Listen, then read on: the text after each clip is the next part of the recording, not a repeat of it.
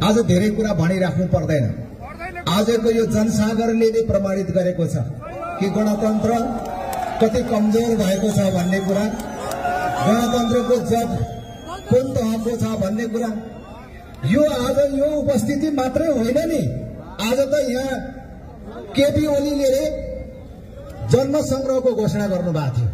किनभने राप्रपा लगायतका शक्तिहरू एक ठाउँमा उभिएर गणतन्त्रको विरुद्धमा आज प्रदर्शन गर्ने भनेर घोषणा गरेपछि उहाँले बडो हुंकारका साथ उहाँले पनि घोषणा गर्नुभयो, गणतन्त्रको पक्षधरहरू पनि सडकमा आऊ भनेर भन्नुभयो हैन।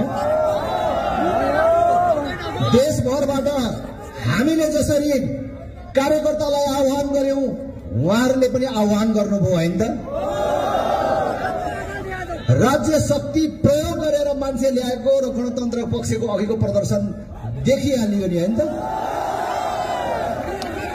त्यसकारण आज एउटा जन्म संग्रह सम्पन्न भएको छ कि जनता यो मकिएको गणतन्त्रको पक्षमा छैनन्, यो प्रमाणित भएको छ। म धेरै कुरा भन्दैन।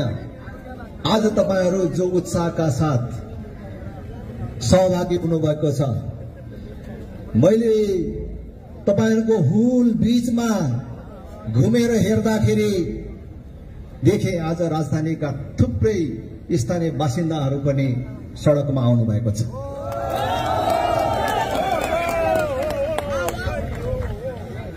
बाहिरबाट आउनुभएका साथीहरूलाई त हामीले भनेकै छौं, अब यो निरन्तर आन्दोलनमा बस्ने गरी तपाईहरु आउनुहोस् है भनेर भनेकै छौं। राजधानीवासीहरूलाई पनि म अपील गर्न चाहन्छु, निरन्तर यो आन्दोलनमा तपाईहरुले साथ दिनुपर्छ। यो आन्दोलन कुनै एउटा पार्टीको कुनै एउटा अभियानको मात्रै आन्दोलन होइन।